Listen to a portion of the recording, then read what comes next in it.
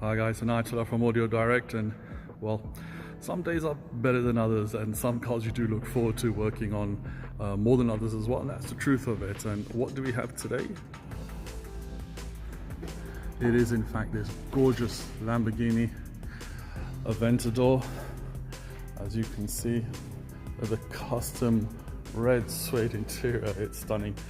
Just going through the motions, as we're going to be adding wireless Apple CarPlay to this monster, just to put the final icing on the cake.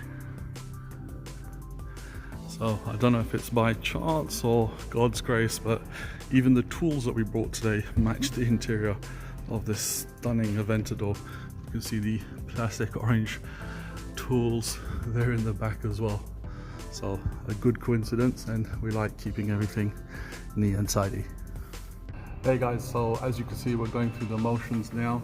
The main technician's stripping out the Aventador just to get to all the ancillary items that we need to put in this wireless Apple CarPlay into this beast of a Lambo. So as you can see, the car's still stripped out, but we already have CarPlay on the screen, so we have to go through numerous checks and everything, audio, and then stitch everything up so that it's as good as gold.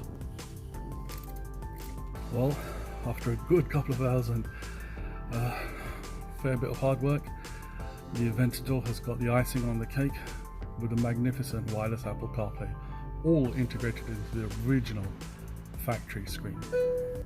Hi guys, and the Lamborghini Aventador has got its icing on the cake. With a simple press of the nav button, the original screen now will switch to Apple CarPlay.